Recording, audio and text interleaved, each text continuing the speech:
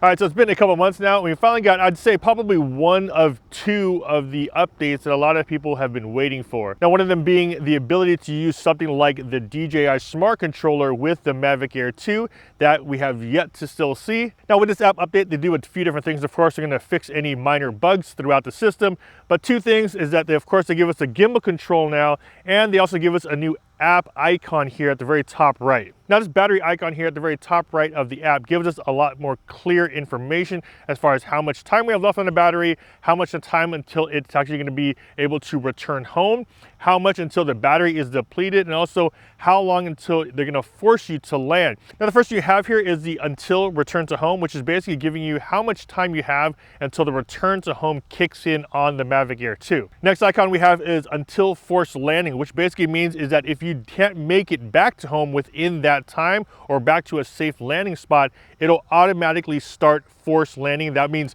it'll, wherever it's at, it'll start landing in that spot. So it's letting you know how much time exactly it's going to give you to get it to your destination or back home. If not, it will force land within that time. And the last one here, of course, is pretty obvious, is until the battery is depleted, how much time do you actually have left until you get down to 0 on this battery. Now, this next update is the one that a lot of people have been waiting for, including myself, mainly because of the fact that we had this setting on the DJI Go 4 app. So if you're flying something like the Mavic 2 Pro, the Mavic 2 Zoom, or even some of the older Mavics, you actually had the ability to change the speed of the gimbal itself. So we're able to adjust how fast you go up and down with the gimbal, as well as how slow that easing in and out is. So let me demonstrate that in this quick video. All right, first thing first, let's get this thing up in the air, show you how that gimbal setting works while it's in flight.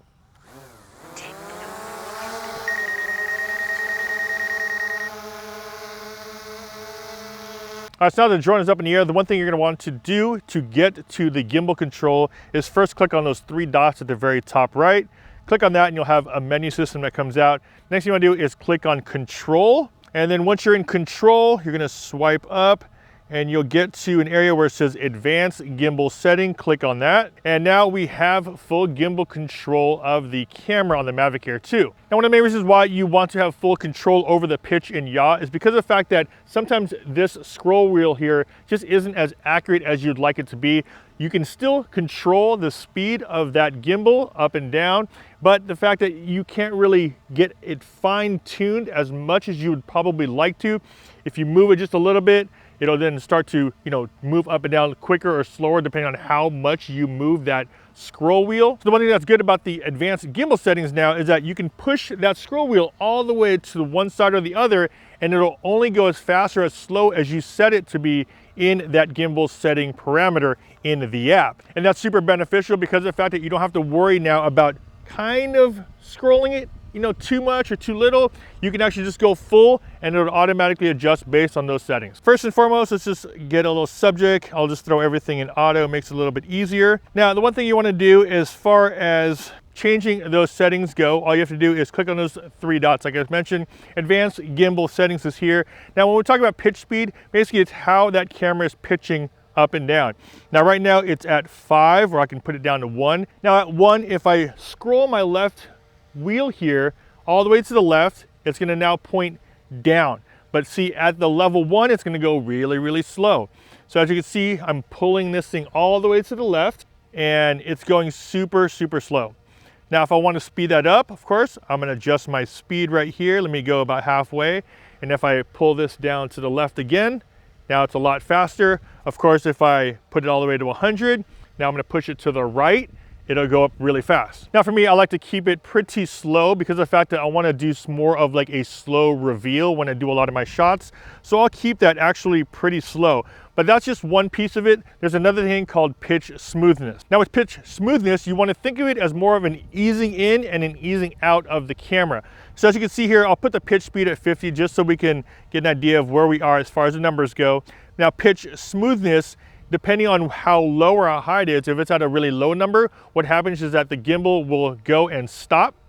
Or if you put it as a high number, like at 100, it won't just stop, it'll slowly pan up. So once you let go of that scroll wheel, it won't just abruptly stop, it'll actually go nice and smooth up and down. So let's try that out here. We have the pitch speed at 50, so I can actually pitch it down.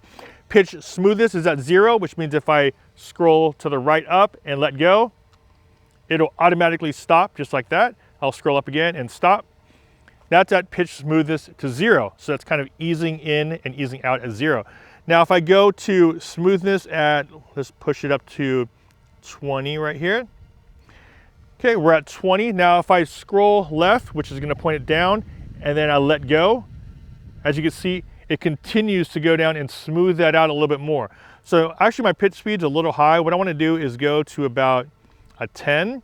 Pitch smoothness, I like to actually ease it out a lot. So I'll go 25.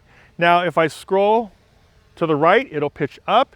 And with that smoothness at 25, it should smooth it out once I let go of that scroll wheel. So let's pan up, and then I let go right now.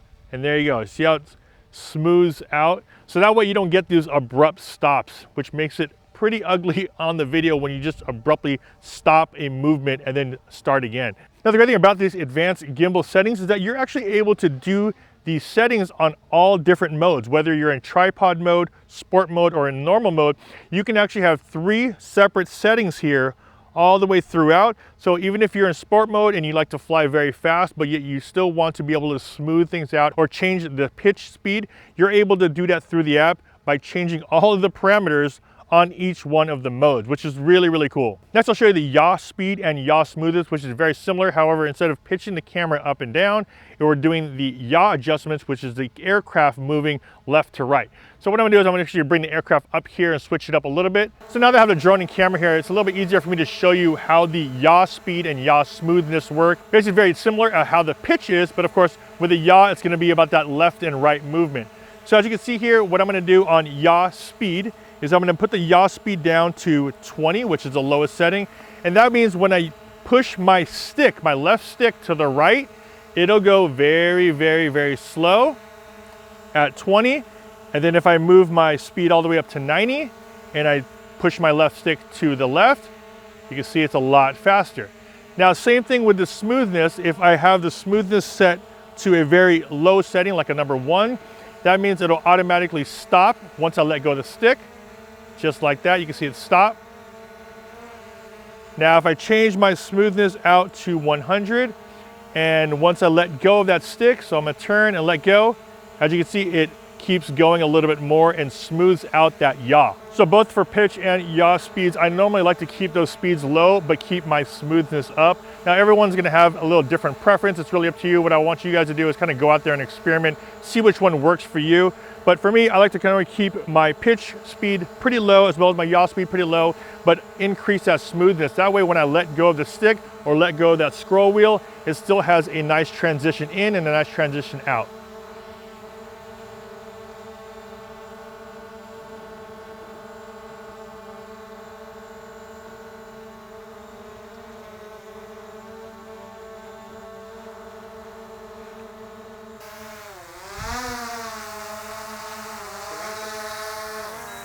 And there it is, guys, just the updated version of the new app, the 1.1.6 for the DJI Mavic Air 2. We have the new icon that allows you to see a little bit more detailed information about your battery health, as well as now we have the ability to adjust the pitch and yaw speed and smoothness of the gimbal on the DJI Mavic Air 2. As always, if you guys got some value from this video, don't forget to hit that like button, and also don't forget to subscribe, hit that bell to be notified when I post new videos. This is Aljan Stasio with FlytPath.com.